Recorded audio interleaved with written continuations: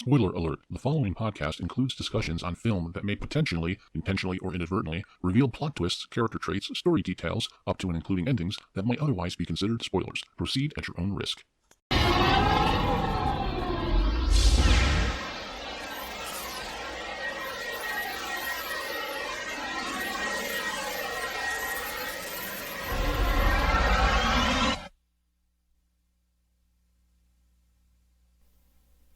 You're listening to Moviesucktastic.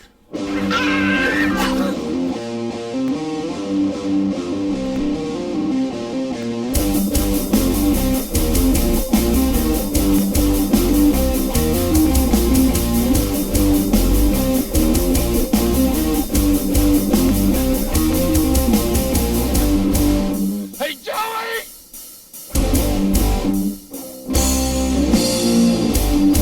Denise. Denise.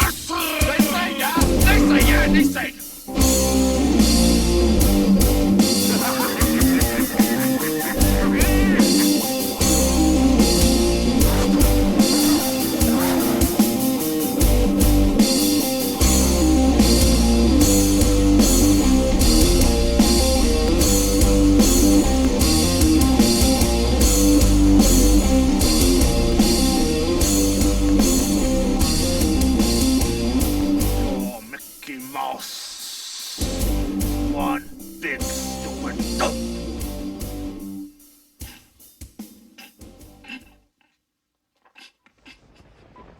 Oh, baby.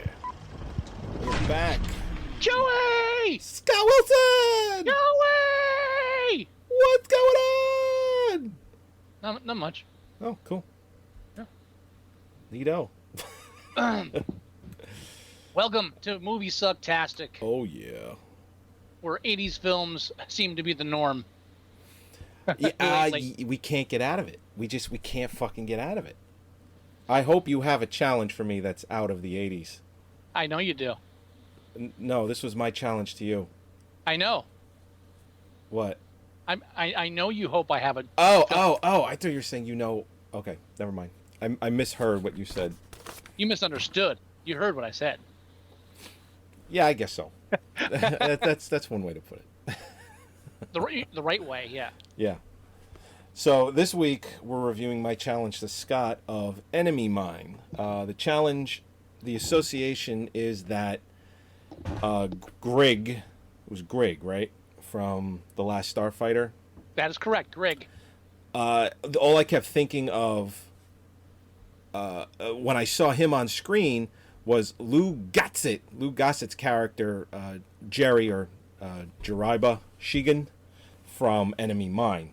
They like scaly, got this like turtle shell kind of scaly thing going on. That's all I kept thinking of. Even the movie poster, you don't really see like the back of his head. You see more of the profile, and they could be brothers. It's all I kept thinking of watching Last Starfighter was Enemy Mine. So that's how I challenged Scott to this.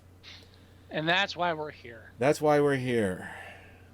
Now, this, of course, came on the heels of Neverending Story, also directed by Wolfgang Peterson. Yeah, and looking at his resume of films, I think I don't even want to say peaked with a Neverending Story. I think that's just the best thing he ever did. Well, he switched gears. He did fantasy and sci-fi.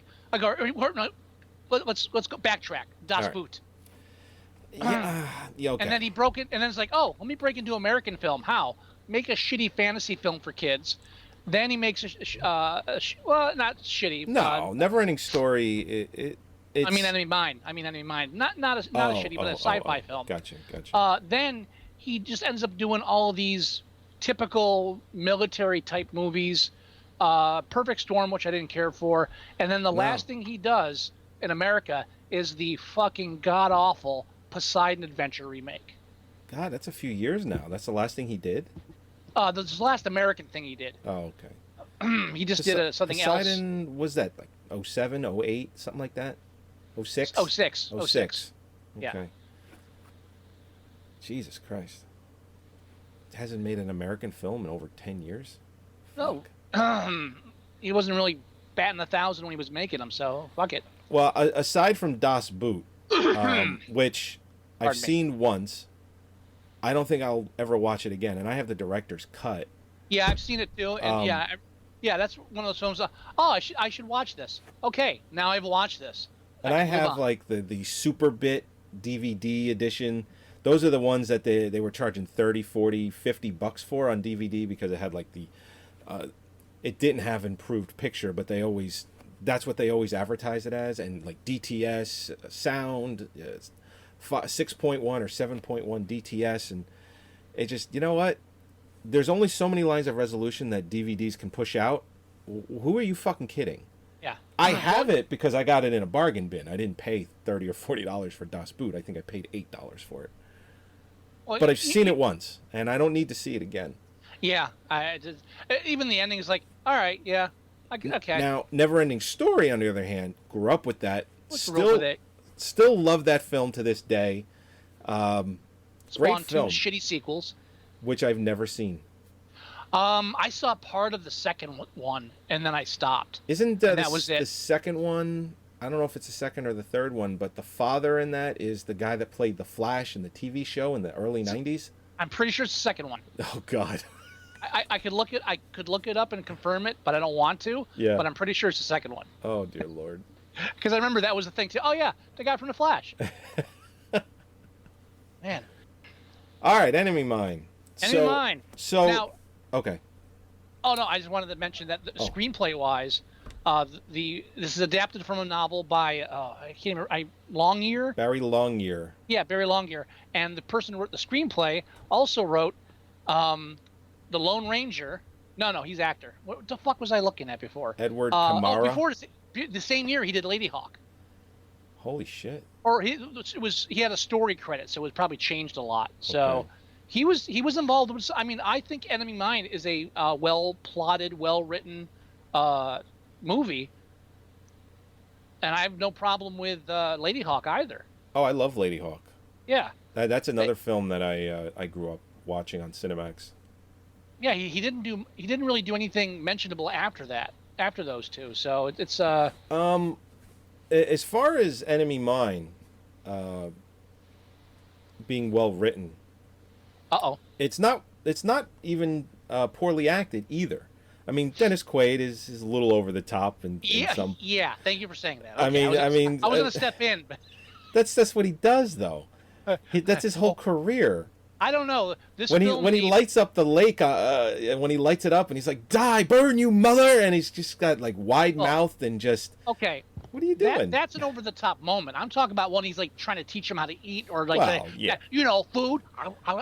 Okay. Yeah. I know. We get it. It's like this. His acting in this makes his acting in Inner Space seem understated. I was gonna say Inner Space. Although one of my favorite films that Dennis Quaid ever did is probably DOA. Oh no, DOA, fucking awesome. That is one of the most underrated films. It really is. I mean, I think I've even mentioned it on the show before, but it was a film that we rented, which came out in '88. We rented that, and my father liked the idea of him being, poisoned, but it started off. My father, he's like an action guy. If shit doesn't happen immediately, he's almost completely turned off and just will not. That's the way he is. Mm-hmm. As the film builds tension and suspense as the film draws closer to the climax because he's only got so much time to live. He's been poisoned. So the movie starts off slow for my dad, and he's just like, "Oh, this movie's a piece of shit." By the end of the film, my father was saying it was amazing. Just because, and my father, he just wasn't patient enough. But DOA is probably my favorite Dennis Quaid film ever. Yeah. I mean, I could look at his resume, but it's probably my favorite. Honestly, I would say that DOA, and I'll get a lot of flack for this from a lot of people, I think it's better than the original. Oh. Yeah. Yeah. Hey, I think it does noir better than DOA, the original film, did. I think it's paced better. I think I could agree. I think I agree with that. I've seen both, I like old films. I usually lean the other way, but in this case, I really feel like the translation to the what was that, 80s, right? 88, yeah. Yeah, the translation to 80s, and it even still had kind of a 70s feel to it, even though it was definitely an 80s film. Sure. It was just the style of filmmaking. They just nailed it. Oh, yeah. Both both the cinematography and the writing. I'll go back and watch that before I'll watch the original. That's just me. Yeah. Agreed. Also at one point during the film, as Quaid is stranded on this island and he's growing the beard, he's like, this is turning into caveman, isn't it? He's looking more and more like Jesus as the film progresses too. I kept waiting for him to say Atukalunda Lana. Atukalunda, Alunda Landa. And knowing Wolfgang Peterson, I don't think it's a mistake that he looks so much like Jesus at one point in the film. Yeah, I'm not a fan of the hair or the beard. I think it all looks incredibly fake. It always does. But always does. More so in this. It's almost like his face rejected the fake beard. It's very rare I'll see a film where the fake beard fools me. Very rarely. Oh, I'm not saying fools. I mean, it's fake, but I mean... Well, no, I'm talking about where it's like, did they grow out some of that beard and attach extensions, or did that person grow... Like, John C. Reilly in Kong Skull Island, he grew a beard for like a year. Mm-hmm. I mean, that's his beard. There's no doubt in my mind. And then shaved it off. So I still love we were watching that, and I was like, who is that? I was like, think of Loki. So yeah, no, but who is it really? No, it's really Loki. That's Loki. That's Loki. And then afterwards, she's like, okay, I like him now. The beard thing was fucking... No, John C. Reilly. You're talking John C. Reilly. I'm talking John C. Reilly. Gotcha. Yeah, I know. Right. But still. But no, he starts off with like the beard too. John C. Reilly, yeah. Not John C. Reilly. Loki. It's like a 5-day. There's enough there that Holly didn't recognize him. So anyway, so an Enemy Mine, basically this is like the 21st century. Actually, it's almost the 22nd century. It's near. It doesn't matter. But it's so far in the future that alien life has been discovered, and we sell planets, and it basically we've gone real estate in space.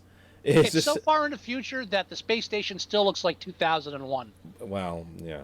And they're still wearing the 80s boy band vests. Yeah.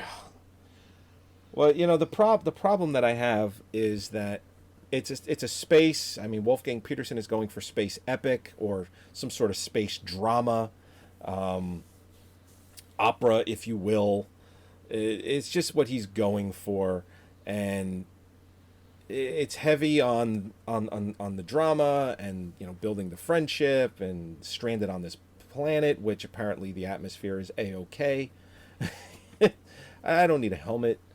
I could just land there and I can breathe it just fine. I don't know why we haven't colonized it, but anyway. Maybe because of the constant meteor showers. Yeah.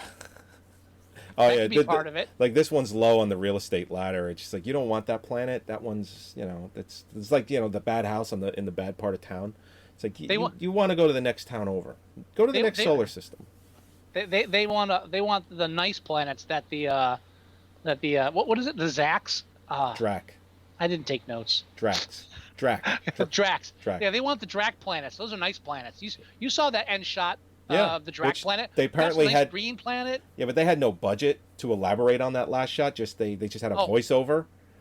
Oh, by the way, opening of the film when they first go on that planet, I'm turning to Holly. I'm like, man, the lost art of background, fucking what matte paintings. Oh, matte paintings. Oh, yeah. The lost art of matte paintings in the background. Look at this. It's beautiful. By the end, you get to the last scene on the Drac Island. It's like, what are they fucking use crayons on this? What's going on? Just ran out of money. Come on. That end was put together with just toothpicks and spit.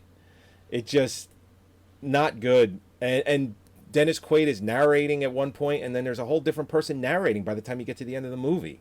Oh, the film should have no narration whatsoever. Period. But I bet I Wolfgang Peterson fought for it. I think they wanted the Star Wars ending, and they ran, like ending the first Star Wars. Sure, sure. But they ran out of money. That's my theory.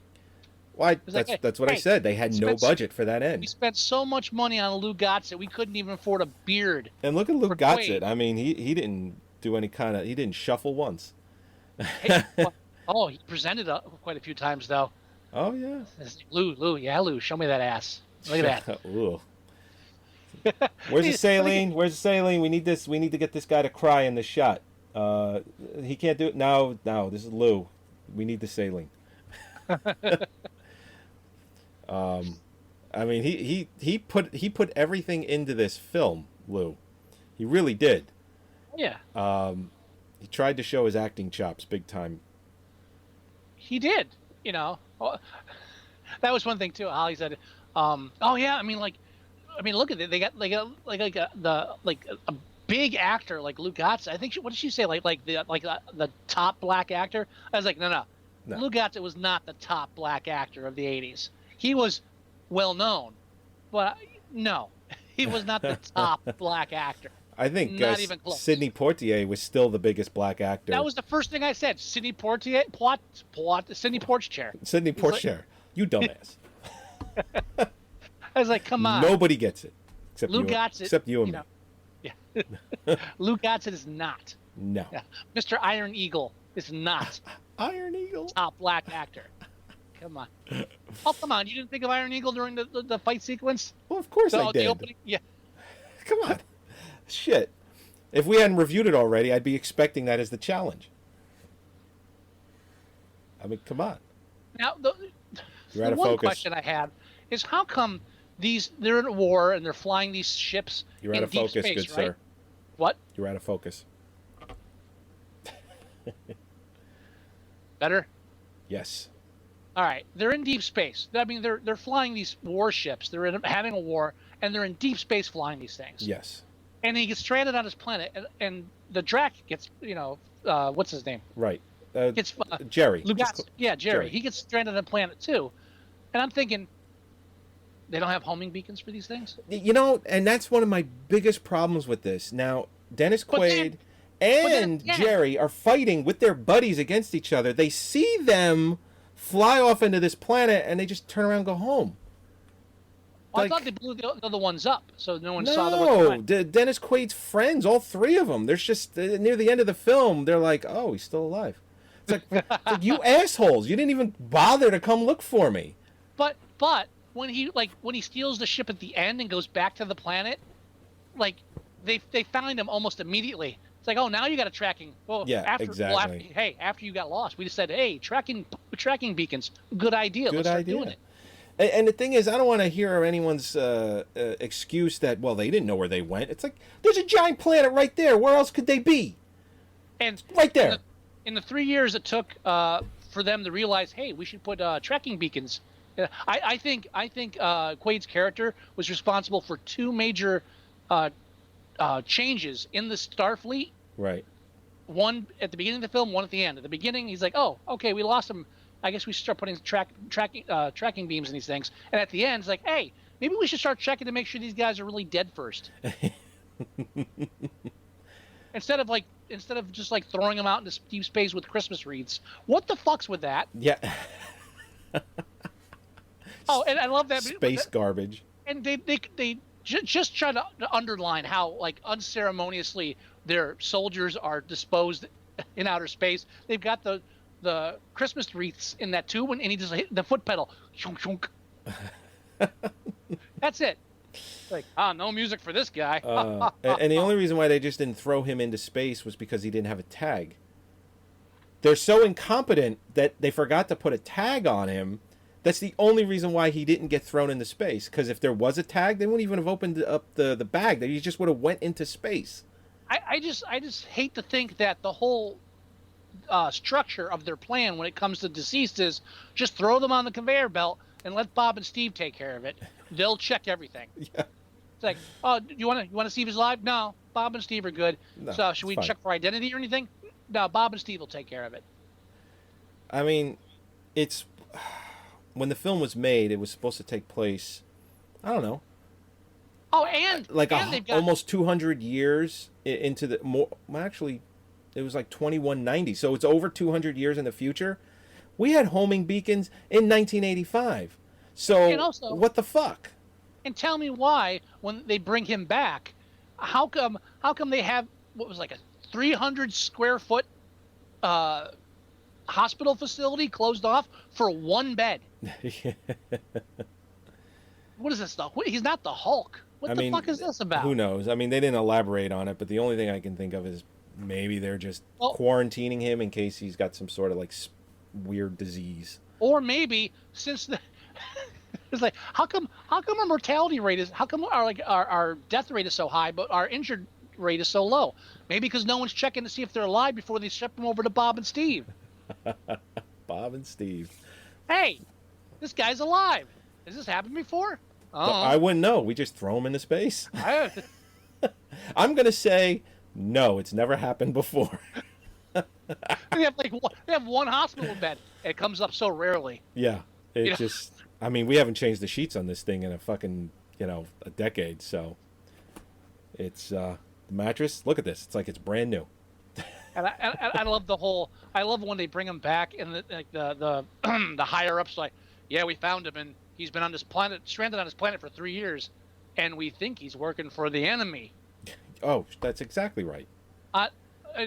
First of all, yeah, he was stranded alone on a planet for 3 years. He must be spying for them. And then after that, it's like, oh, but nothing came of that, so now I got a flight suit and I'm going to steal a ship. Well, what was the investigation? I think the investigation went as far as it should be. After that scene, he was like, "Are you fucking stupid?" They let Bob and Steve do the investigation, so it was over quickly. Yeah, we got nothing, sir. You sure? Yeah, nothing. That guy who came up with that theory should have been the principal from Back to the Future. Oh, has that guy ever had hair? He's been he's been abandoned on an abandoned planet for 3 years, and he's been slacking the entire time for the enemy. Slacking, and he gets to the enemy mine universe through a portal in He-Man, in Masters of the Universe. That's how he gets there. Yeah. Hey, they shooting. Now, I mean, storyline. Okay. He ends up stranded on this planet because he shoots down Lou Gossett's ship. Right. And he flies down to the planet to go after him, or he loses control. His intention was to go after him, but then he loses control. And both Lou Gossett, Jerry, and Dennis Quaid's character, what's his name, Willis, they end up on this planet together. And nobody comes looking for him. Darwich. But they don't really elaborate on Dennis Quaid shooting down or killing a bunch of Drac in the film. They're just buddies at some point. Well, I mean, it's 3 years that the majority of the film takes place in. Yeah. And there's a lot of passage of time. Like Holly complained at one point, because during the first part, well, basically, what I'm getting at is what are you getting at, sir? Neither side goes to look for their man. No. The Drac they're no better than the humans. They're just like, well, I don't know where he went. It's goodbye. Just nobody's looking for anyone. No. There's this war that they're fighting over basically space real estate, and it just nobody. It's yes. But what I'm getting at is, so like you have one scene where Jerry is like holding his gun on Willis, and he's like, yeah, like making him build the shelter, and he can't even, like, he's trying to learn the language.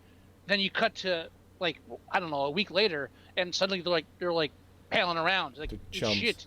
Yeah, it's shit. And I was like, and I had to say, we don't have time to go through all this shit. He has to raise his kid soon. We have way too much stuff to do in an hour and a half film. An hour an hour and like an hour of this film, a solid hour of this film, takes place over the course of 3 years. We don't have the fucking time. Pretty much, and judging by Wolfgang Peterson, I'm surprised that this film isn't longer. You know, it could be. They just don't. Actually, I don't believe that there's any kind of an extended cut that was ever or never released. I don't think this was ever thought of to be. This was not shot to be an epic. Yeah, I'm looking at the runtime here, 108 minutes, and that's it. 108? An hour and 48 minutes. Oh, 108. Okay. Yeah. Sorry, long day. That's fine. It's just space epic. You're right. I mean, the Luke Gossett. Well, no, that's what Wolfgang Peterson tried to make. No, I don't think he tried to make an epic with this. I think the film is very understated. With the musical score and the way they tried to do space and all that. He made it theatrical. I mean, when I say epic, I'm thinking Braveheart. I'm thinking 300. This is not an epic film. It's about two people on a planet. This is actually a very closed film. So I mean, there's a big empty expanse around them. This isn't supposed to be a grand. Yeah, the cast is not. It's not a very large cast at all. It's not a large cast. You got the Weasley face guy. Oh, it's always great to see him in a film. Oh, Brian James. I love me some Brian James. Brian Jones, whatever. Weasel face, as I Brian always James. Like to call him. I was right the first time. It's Brian James. Brian. He's British.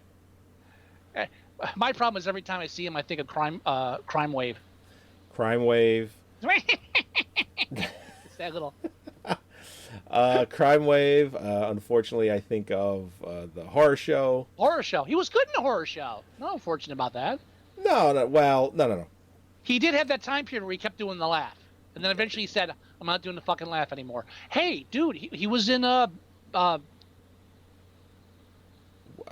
Blade Runner. He was in Blade Runner. He was in the opening of the film. Where he's getting asked all these kind of different questions, and when he's in more than the opening of the film. He's one of the three simulants. No, I know that, but I'm saying he's in the opening of the film. I'm just saying that you see him in the very beginning of the movie. Of course, he's in the movie. Holy shit!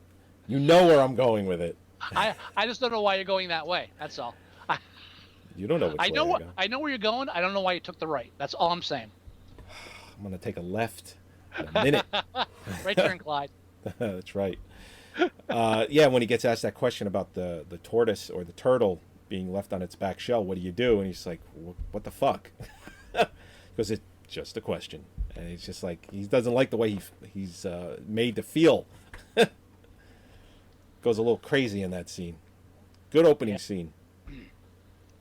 So anyway, they're stranded on this planet, and you're right. The first hour of the film is just them on the planet. Lou Gossett doesn't, and no spoiler here. If you watch the trailer alone, you know that Lou Gossett does not make it. The original theatrical trailer shows that Lou Gossett has this kid and gives it to Dennis Quaid. Well, because Quaid knocked him up. Yeah, don't look at me. But he doesn't make it out of the first hour of the film, so no spoiler there. But the trailer shows that. The trailer, I mean, back in 1985, they gave a lot away in 1985. Yeah. Got these two guys on a planet, and the whole scene of him dying, giving birth, or dying, and then Dennis Quaid has to basically, yank this kid out of him. Right. If you watch the trailer before you see the film, there's no... This is for me. There's no dramatic effect. There's no suspense. There's no mourning. It's just kind of not there because it's coming. It's happening. This is going to sound very weird, but yeah, I think that the baby Drac is probably the best baby special effects I've ever seen. I believe that was a real alien baby. Fuck Avatar. I was like, yeah, when it's like moving the legs and stuff. It's like that's a real alien baby. I don't know where they got it from. It looked a little mechanical to me. I hope they put it good. I thought it was. I was totally. You were sold. Yeah, the practical effects in this film are, with the exception of Quaid's beard, are phenomenal. No, they're very good. All of Lou Gossett's makeup is really good. This is going to sound bad, but I think they color matched his makeup to his skin. That does sound very bad. It sounds bad, but I think it's the truth. No, I think it's very bad. Tell me it's not the truth, though. I'm going to tell you it's very bad. The lips, I don't think there's any makeup on those lips. I think those are Lou Gossett's lips. I'm going to change gears. Okay. And but the practical effects are so like well done. We drink that it allows you to forgive the slow degrade of the matte paintings and the not so good blue screening and the cheesy laser shots. And anything involving ships flying in space. And you can overlook all of that because you look at Lou Gossett's head and you're like, that looks like a real alien head. That's pretty good. Yeah, all the and he's got like the krill straining thing instead of the teeth there. You know, I really I think at the time it was I think that was one of the main reasons the film got a lot of attention. Besides that, it was a well done film was because the practical effects were spot on. Yeah, and what you were saying about the blue screening, they used blue screening before they kind of morphed over into green screen. I think when everything went digital, it kind of went to green screen. I don't remember why. Why was it blue and then it turned to green? Because green. I think it's just the technology. Green became easier than blue. I think that I don't know. That's a wild guess. Okay. It might work. I think. I want to say blue. Analog and digital. Blue was analog. Digital became, green became digital. That's another good guess. I mean, I know you can still buy blue screen or green screen, but green screen just seems to be the norm. Green is now the norm. Yeah. Yeah. But no, you're right. The practical effects were excellent. The sets. I mean, this was largely filmed on a set. Actually, I don't believe it was filmed outside of a set. I think the whole movie is on a set. The entire thing. Oh, no, I think they shot on location. Yeah, you know, I was just thinking, how did they get into space and shoot on location like that? Especially without tracking beacons, you're gonna lose the crew. You lose the crew every time. The whole thing was built on a set. I don't believe they had any. Like in Mission to Mars, they went out to New Mexico and just put a red filter on shit. Oh no, this was a set. I can't. The whole thing. Yeah, if you look up shooting locations on IMDb, I'm sure they're all sound stages. I can't. Oh yeah, absolutely. I can't think of any. This is a Universal picture, so it was on the Universal lot. Now, now another problem I had with the film is Jesus Christ, this is on the screen right now. Now with the title "Enemy Mine," I get it. They're enemies and they land on the planet and then they become friends. Right. But no one ever steps on the fucking mine. It's like a huge plot hole. I think it's a double take on that. It's got more than one. I kept double taking because no one's stepping on the mine. Yeah. Unless they mean the mine they were mining at the end, but that's more. I mean, they weren't really mining. They weren't underground. They were more like siphoning. I don't know. I think it was. It's a take on. Well, they were mining. No, they were miners. There was rock there. Right. I would draw. They're enemies, and then eventually there's a fight at the mine. It comes full circle. But what I'm getting at is, I think it's a take on the two words as well. What are you doing?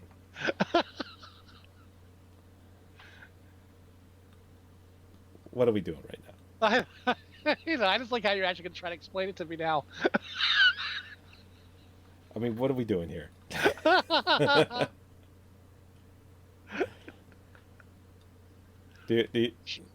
What? What? Should we rate the film and just move on? Oh, I mean, sure, yeah. There's not much else to say about it. No, well. What? You got anything else? Well, no. I was going to give my other take on the words "enemy mine." I mean, obviously, what it means. I know. Obviously, okay, fine. I was fucking with you. That's why it was funny when you started. Scott, I think what it actually means is like no. I didn't say that. I think what it also means is. Not also. That's what it. Yes. See, when I'm wrong on purpose, like you don't. Anyway, it's 6.9. It's 6.9 now on IMDb. So basically, it's a 7. Yeah. Which I think is a little high. Do you?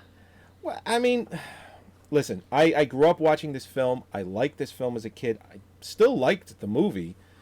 But I think 7 I don't think it's good enough for a 7. Tell you what, I'll meet you. We'll start at 7, and we'll take one off for the shitty ending and voiceover. I can live with that. All right, and the beard. And Dennis Quaid overacting. And yeah, that too. I'm curious about the demographics on this. Man, a lot of boring demographics of the films we're watching recently. Only 2 females under 18 have reviewed this film, and they gave it an average of 7.5. Wow. That's frightening. You know why? Because there's childbirth in it. It's very maternal. That's probably why. And what's the age? 45? Under 18. Oh, under 18. Yeah, the opposite. Why would they give a shit about maternal and childbirth? It's because they're little girls. Girls, God. you know. Shut up. So they have the highest demographic with just the 2 of those. Those two underage girls have the highest demographic. Lowest demographic would be males over 45 and males under 18. They tie at 6.7. Okay. That's nice when you see generations agree on something there. Yeah, right. Yeah. Not much else going on in there. Now, my challenge to you. Yes. Takes place in space. Stop. Really? Yeah, it's space film. Okay. And it came out in the 80s. What's wrong with you? This is like the 7th or 8th film in a row in the 80s. I know. And actually, I'm doing this to you on purpose because you challenged me to Enemy Mine, because I was like, that's not that bad of a film. This is like I think you need to be punished. Is this Ice Pirates? Are you challenging me to Ice Pirates? Almost. You're close. You're very close. It was almost Ice Pirates, but I didn't want to do a comedy. Okay.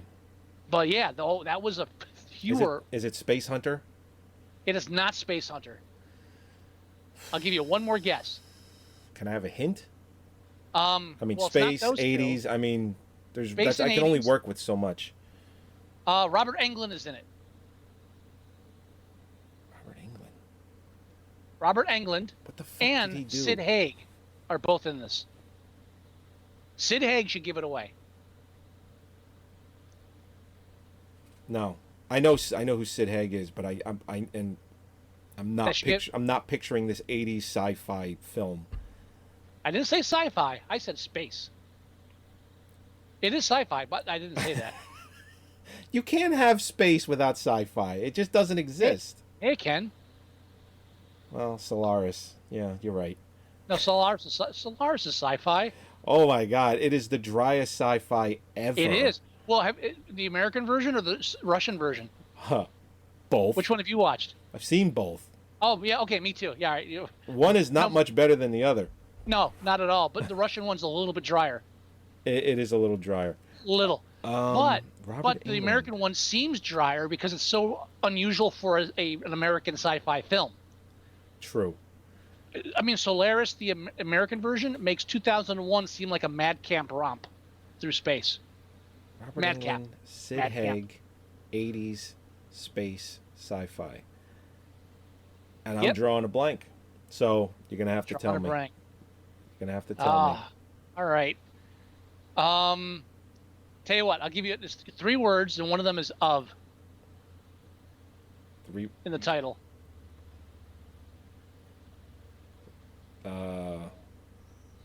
Is it the middle word? Is of the middle word? Yes, it is. It's the only way that works. Yeah. Well, you got to have mice and men. I mean, obviously. That's 4 words. No kidding. I'm not guessing of mice and men. Just saying. You're saying that's how it works, and I'm saying it can work a different way.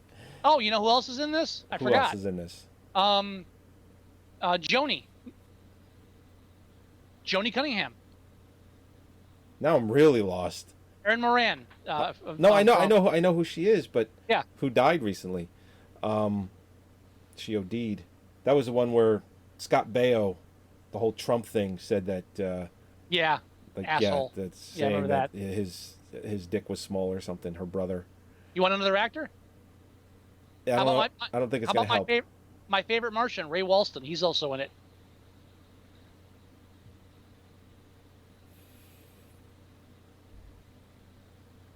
You know what? I'm of the belief I've never seen this movie because I should be guessing it and I'm not. All right. We are going to be start over again. We are going to be reviewing the 1981 sci-fi space epic Galaxy of Terror. I've never seen that. You are in for a treat, sir. I don't think. Not only have I never seen that movie, I want to say I've never heard of it either. Which is very rare. Yeah, yeah. You're in for a treat. I'm looking forward to it. And I saw this as a child on cable, and I should not have seen this as a child. So it's rated R. Yeah, it is. Oh boy, nice. Yeah, and I'm almost 100% positive we've never reviewed this. Galaxy of Terror. Yes. Ah. Look at that. Hey, bud. Hey, I'm just about to finish up here, so look at that. Listen, go upstairs. Yes, go upstairs. I'll be up in a minute. All right? I'll be up in a minute. I think it's time to end the show. Yes, it is. All right, everybody. This is episode 253 of Moviesucktastic. As always, thank you for joining us. I think I finally figured out the website problems, so you can go to moviesucktastic.com and you can listen to the show live every week with us while we review the movie. You can listen to the show on the website. You can download it to your favorite MP3 player, whatever you're using. You can go to iTunes and you can download the show or listen to it there as well. You can also go to our Facebook page at facebook.com/moviesucktastic. Everything we post, from trailers to when we go live to just movie news, whatever is on our minds goes there. We highly recommend that you go and like the Facebook page. You can go to our Tumblr page. It's moviesucktastic.tumblr.com. Scott keeps up that end, and he does a very good job of it, so I highly recommend that you go visit it. Don't make the face. You can email us. The address is themovieguys@moviesucktastic. You can leave us voicemail. The number is 908-514-4470. And if you want, we highly recommend that you download the free Android app for your phone or tablet or whatever you're using Android-wise. It's 100% free. You can't go wrong. Everything I said is in it. You can listen to the show with it. You can look at movie posters. You can go onto the web. You can buy merch. It's all there in one nice, neat, tidy little package. Highly recommend that you grab that. Oh, yeah. And, well, that about does it. You have any words of wisdom, Mr. Wilson? Joey! Joey! Where would you be without me, Jerry? No, Joey. No. Well, no, I was doing a line that Dennis Quaid... So was I. Yeah, I know, but the line is, where would you be without me, Jerry? And he just says, back home. Yeah. But where would Joey be? Joey's dead. Exactly. I don't like it when, just like the way you don't like when Scott Wilson dies in movies, I don't like when a Joey dies in a movie. I don't like it. I think it's a universal thing, yeah. Yeah, I think so. All right, everybody. All right. Talk to you next week. Bye. Bye-bye.